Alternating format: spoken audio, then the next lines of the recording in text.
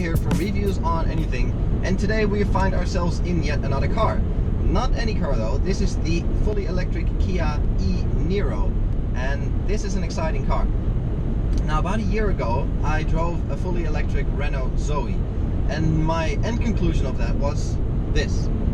And the answer is that I'm completely sold.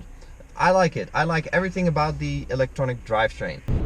Now I could end the video right there, because it's pretty much the same conclusion with this car. It is absolutely fantastic to drive.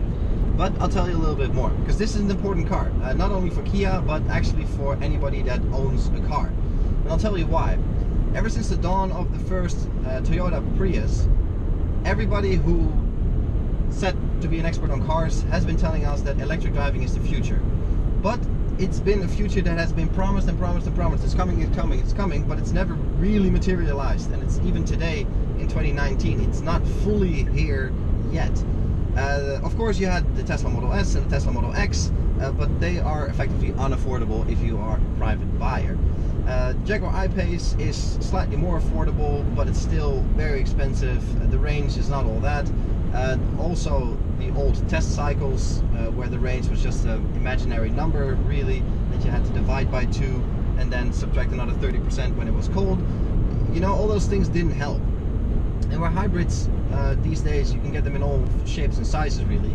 The fully electric car that works in the real world wasn't really here yet. This though might be that car, because it's affordable. The Model 3 from Tesla is of course more affordable than the bigger versions, but this one is 45,000 euro, and that is a fully electric car with a 400-kilometer range, a real range in the real world. And that's important, because that means that it's no longer a car that you can only get as a secondary car, which the Renault Zoe that I drove last year was a lot more like that, you know, smaller, limited battery, limited range. But this, with a 400-kilometer range, means that you can buy this as your primary vehicle. So what are we working with then here? Well, the recipe is obvious. All the batteries in the bottom, more than 400 kilo worth of batteries, so a lot of weight down low, which is good for the handling. Electric motor up front, about 200 horsepower, just under 400 newton meters of torque. Perfect for every kind of driving situation really. 200 horsepower is more than plenty, but the torque number, of course, that comes with electric driving is awesome. It's fast, off the line. You won't be embarrassing any Ferraris, but you will give people a run for their money at the traffic light, especially because it's a very unassuming car. It's a normal looking car, but then if you punch it at the traffic light, it really goes.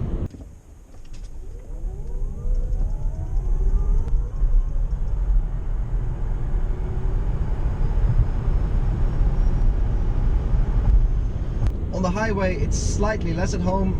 In Holland, where you're usually doing 80 or standing in traffic jams anyway, it's absolutely fine. As soon as you go above, let's say 120, 130, the electric motor just stops being efficient enough. I have family in Germany, as you might know, so going there where people drive generally a bit faster, you know, 140, 150, you really see the range drop. I wouldn't say alarmingly, but quite a lot. That said, here in Holland though, on the Dutch highways, in Dutch urban environments, perfect at place this car. Perfectly efficient, perfectly drivable. It is really drivable, obviously. It's not a sports car or anything, but with the weight down low, you really notice the difference. I drive a large Skoda Superb diesel, so it's nice and heavy in the nose.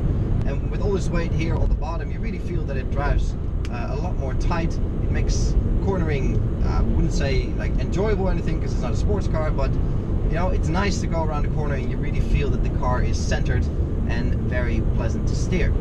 The car itself is based on the regular Kia Niro, so it's a small to medium size crossover, not an SUV, which means you got, you know, plenty of space inside for a family of 4 in my case, with a bit of luggage in the boot. It's by no means a full-size SUV or a large station wagon, as we're being passed here by a Tesla Model X with a bit more space. But that car is probably approaching 200,000 euro, and this one isn't. So, you know, everything fits in here that you might need in daily life or on a weekend trip or anything. If you're looking to put ski gear in here and a full family of 5, then, you know, it's going to get a bit tight, but that is just the size of the car. Here up front though, very nice. It's very driver focused, so the driver's seat is fully electric adjustable. The passenger seat, you gotta do it manually, but you know, you sit nice, you have a good view out. The windows are nicely positioned and big enough, so there's a lot of light in the cabin, which even makes this dark interior not look too dark and damp. But overall, it's a good place to be. Driving position is good, and driving is enjoyable here in the front. In front of me, I got a fully digital instrument cluster, a nice big navigation screen, so overall, you know, it's a very modern cockpit. Of course, the digital screens make it very easy to cycle through all your settings when it comes to your engine braking or your motor braking, so you will, your range, your cruise control settings and so on. It's very nice. Very legible as well, especially with sunglasses. It's fine. That was in the Renault Espace video, if you might have seen that. Certainly not the case. This though, much clearer and much nicer. It's not all good though. Personally, I feel that there is quite a lot of buttons. Here on the steering wheel alone, it's a button galore. Then there's a lot of sort of, I wouldn't say redundancy buttons, but a lot of double functions that you can access in the screen, but also with the button. It's the same thing here on the left. There's a ton of settings for anything from the lights to the cruise control to the stability control. Even here on the door, there's a whole bunch of buttons to arrange things. It's a bit much, I have to say, so they could have streamlined that a bit better, I think. I don't really feel that we all need to go to Model 3 minimalistic things with no buttons at all, but it could have been a bit neater and tighter up here. Another thing I don't like is the middle of the steering wheel. The buttons is one thing, but the steering wheel itself is nice, feels good in the hand, but then you have this very cheap and nasty plastic here in the middle with the Kia logo sort of BAM stamped in the middle. Doesn't look very nice. It doesn't certainly feel very premium, I'd say. Overall, the car is very well put together, but there are one or two sort of sharp edges like down here that you can find if you poke around a bit. And then there's small details like the lights up front here that are normal bulbs. I don't really understand why that's not an LED. You know, it's if you want to be futuristic electric car, why is that a normal bulb? But you know. Now this car costs 45,000 euro, which is a big chunk of money. And it's especially a lot considering that the standard Kia Niro costs or starts at 27,000 euro. That's a huge price difference, and you might be wondering why. Well, obviously, part of the reason it's so expensive is that the research and development costs just have to be earned back. As an earlier adopter, you're paying part of that R&D. There's just no way around that. Kia has to earn back those investments. But the second part why it's so expensive is that the business model changed with an electric car. On a normal combustion engine car, there's, you know, your regular maintenance schedule, oil filters, air filters, fuel filters, everything needs to be replaced. With an electric car, those things don't exist anymore.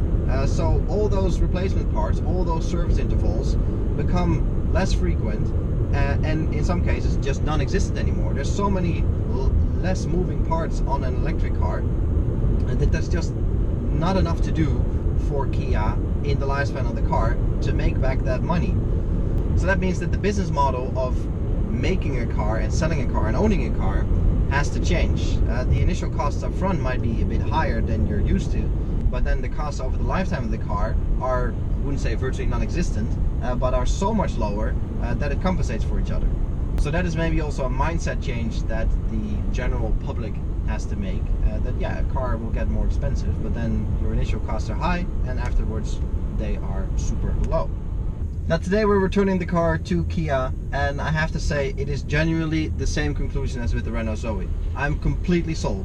It is such a joy to drive, the performance is amazing, the economy is now real, it's a real world number that you can rely on, and it's enough for the real world. You know, bear any holidays to southern France or the Swiss Alps, this is a car that you'll charge maybe once a week, if that, that you'll have so much joy in driving and owning, that, you know, if this is the future, then it's a very exciting future, and I'm very happy that I'm living in a time where that future is becoming reality. And I think this car is a huge step towards a realistic future where everybody will own some form of electric car. I like it, and I think it really cements Kia's name into this electric space, that they're really making that step and making this car a reality. I think that's awesome, and I can't wait to see what they have in mind for all the other models that they have, of course. But if this drivetrain is anything to go by, then I think it will be a very exciting electric future for sure. This is Peter from Reviews on Anything with a test drive in the Kia e-Niro. Hope you guys enjoyed the video. Thanks Kia for lending us this car for a week and letting us test it. Hope you guys enjoyed it. Give it a thumbs up, that always helps us out a lot, and subscribe to the channel of course, and I'll catch you guys in the next one. Cheers!